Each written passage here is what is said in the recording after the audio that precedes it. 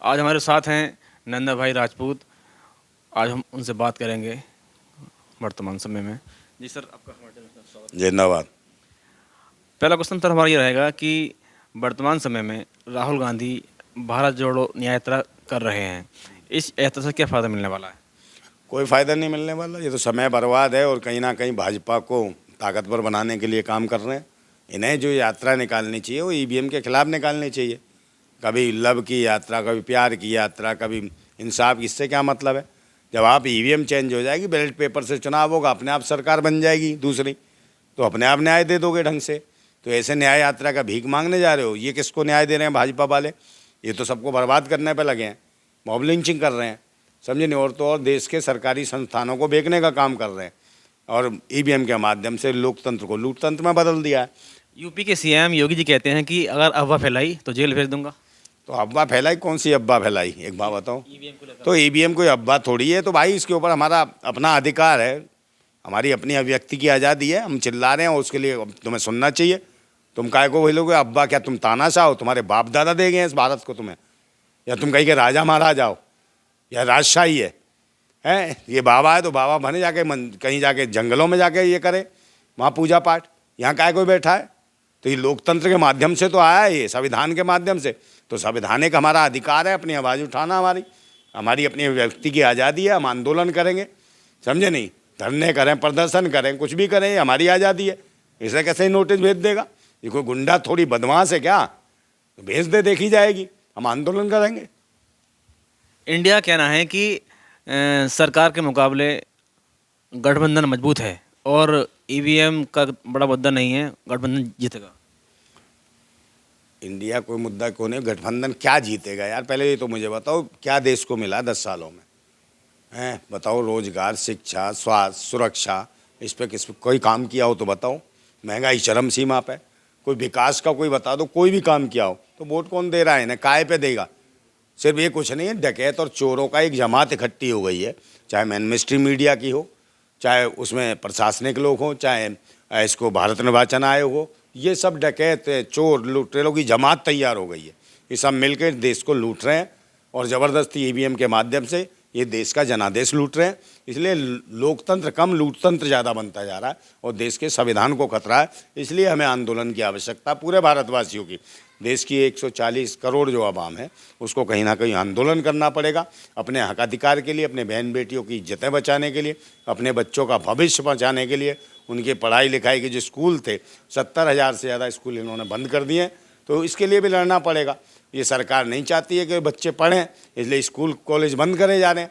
आप मुझे बताइए कौन से कितनी यूनिवर्सिटियाँ खोल दी इसने? कोई यूनिवर्सिटी नहीं। और जो यूनिवर्सिटी वर्तमान में है उन्हें भी बंद कर रहे हैं बहुत सारों की। इसका एक जीता जागता उदाहरण है, आजम खान साहब ने जो एक यूनिवर्सिटी खोली थी, मोहम्मद अली जौहर यूनिवर्सिटी है, उसको बंद करने का काम किया इन्होंने, उनको जेल में डाल दिया। तो ऐसे लोग हैं, इनके करने से कुछ नहीं होने वाला और इसके लिए सिर्फ आंदोलन कर सकता है तो इस देश की 140 करोड़ आवाम कर सकती है, ना कांग्रेस ना भाजपा। ये दोनों चोर हैं। डबल इंजन का मतलब यही डबल इंजन है, एक कांग्रेस का इंजन, एक भाजपा का इंजन। ये देश को लूट रहे हैं। वर्षों का इंतजार खत्म हो गया, राम मंदिर बन के तैयार हो चुका है, आस्था मजबूत हुई है, क्या कहेंगे? वो आस्था मजबूत हो, मकान बन गया, इनकी दुकान बन गई, तो मतलब लोगों के घर तो टूटे हैं। जो घर टूटे हैं उनको क्या दिया? वो रो तो रहे हैं अयोध्या में, बेचारे तड़प रहे हैं, बिलख रहे हैं। उनको कौन देगा भाई? लोगों के घर तोड़ दो, मंदिर बना दो, मस्जिद बना दो, तो अजान कौन पड़ेगा, पूजा कौन करे? इनके घर ही नहीं होंगे। तो आप दूसरों को ये देखिए, जो मंदिर है, मस्जिद का मसला है, वो अल्लाह और भगवान पे छोड़ो, उनका अपना मसला है। वो अपने घर को देखें, अल्लाह और भगवान। मगर तुम तो अपने घरों की लड़ाई लड़ो, अपने घर क्यों तुड़वा रहे हो? बिल्डोजर फिर रहे हैं उनके ऊपर। आप अपने हक और अधिकार की बात करते हो, बिल्डोजर फिर जाते हैं। और आस्था क्या है? आस्था के नाम पे आप देश नहीं लूट सकते, आस्था के नाम पे आप रोजगार नहीं छीन सकते, आस्था के नाम पे देश को बेच नहीं सकते, आस्था के नाम पे देश की संस्थाओं को बेच नहीं सकते हो, आस्था के नाम पे आप किसी को डरा नहीं सकते। हम रोजगार मांगेंगे तो ये कहेंगे कि भाई मंदिर बन गया। अबे रोजगार चाहिए हमें, मंदिर तो बन गया तो अपने पास रखो। मंदिर में कितने लोगों को रोजगार मिला? कितने पाखंडी हैं, समझे? जो आदमी जिसे मंदिर से रोटी चल रही है वो मंदिर की बात करेगा, और जिसे रोजगार से रोजी मिलेगी तो रोजगार की बात करें। हम तो रोजगार की बात करेंगे ना। क्या सब मंदिर के पुजारी बन जाएंगे? कितने पुजारी बन जाएंगे? किसको रोजगार मिल जाएगा मंदिर से? और मंदिर इसमें इस देश में करोड़ों मंदिर हैं, वहाँ क्यों नहीं है भाई? वहाँ से रोजगार क्यों नहीं मिल रहे सबको? कुछ नहीं, ये सिर्फ नौटंकी है। धर्म के नाम पर राजनीति करने वाले लोग हैं जो धर्म, मजहब और जात पात के नाम पर इसी पर काम कर रहे हैं। या हिंदू मुसलमान या पाकिस्तान हिंदुस्तान, ये नौटंकी करने वाले इस देश के लिए आतंकवादी हैं, उग्रवादी हैं, जो धर्म मजहब के नाम पर उग्रता फैलाते हैं और कहीं ना कहीं उसी की आड़ में ईवीएम घोटाला करते हैं और सरकार बना रहे हैं।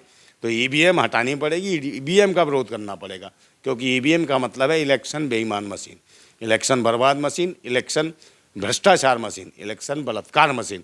ये भारत के जनादेश का बलात्कार कर रही है। यही वजह है कि हमारे देश की माताएं बहनें सुरक्षित नहीं है। इनके ही शासन में उत्तर प्रदेश में तुमने कहा कि योगी जी ये कहते हैं कि सुबह कोई लड़की को छेड़ दे, शाम को एनकाउंटर कर देते हैं। तो भाई करा क्यों नहीं? बनारस हिंदू यूनिवर्सिटी में रेप करा, उसका एनकाउंटर क्यों नहीं करा? वो 3 कुत्ते थे जो IT सेल के, मोदी के हैं, बनारस लोकसभा सीट के 3 IT सेल के कुत्ते, तीनों ने बलात्कार करा बनारस हिंदू यूनिवर्सिटी में हिंदू लड़की का। तब योगी जी ने क्यों नहीं करा एनकाउंटर? हैं? और जो अर्पिता साहू है, जो सिविल जज है, उसके पीछे पड़ा हुआ जज है, उस जज का एनकाउंटर कब करेगा? उसके बाद उसका ब्रजभूषण का क्यों नहीं करा भाई एनकाउंटर, जो महिला खिलाड़ियों के साथ कराए यौन शोषण है? फिर उसके बाद चिमनियानंद का क्यों नहीं करा, जो छोटी छोटी बच्चों के साथ मसाज कराता था, उसका क्यों नहीं करा? जो वो था उसका उन्नाव का जो सांसद सेंगर, वो विधायक सेंगर, उसका क्यों नहीं करा एनकाउंटर? बहुत सारे ऐसी चीज़ें हैं जहाँ एनकाउंटर नहीं करा, कुछ भी नहीं करा। सिर्फ ये है भाजपा में कुछ भी करो, रेप करो, बलात्कार करो, कुछ करो, जय श्री राम बोल दो, सब माफ़ है। चाहे चोरी करो, डाका डालो, किसी की माँ बहन करो, जय श्री राम बोल दो, सब माफ़ है। तो ये ऐसा धर्म नहीं हो सकता। तो ये तो धर्म के नाम पे जो है ना आतंक फैला रखा है। तो ऐसे ढोंगी पाखंडियों की जरूरत नहीं है भारत को, और ईवीएम हटानी पड़ेगी। ईवीएम के खिलाफ सभी देशवासियों को मुखर होकर आंदोलन करना पड़ेगा। जब तक आंदोलन नहीं करोगे तब तक यही दुर्दशा बनी रहेगी। और समय आने वाला है, जन आक्रोश है, जन आक्रोश है। सन 2024 के चुनाव को देख के ये जो चल रहे हैं ना मामले, जितने भी हैं, अजहरी को लेके चला, जैसे तुम्हारे इसके मुफ्ती सलमान अजहरी को, कि भाई इसने ये बोल दिया, तो उसने क्या बोल दिया, क्या गलत बोला? उसने यही तो बोला कि अभी खामोशी है, एक शोर आएगा, और अभी कुत्तों का दौर है, हमारा दौर आएगा। तो उसमें गलत क्या कह दिया, कौन सी धार्मिक भावनाएं भड़का दी? मगर उसने कब क्या कहा था उस शेर को लेके पीछे, मतलब शेर भी नहीं बोल सकता, कोई जलसा नहीं कर सकता, कोई धरना नहीं कर सकता, कोई प्रदर्शन नहीं कर सकता।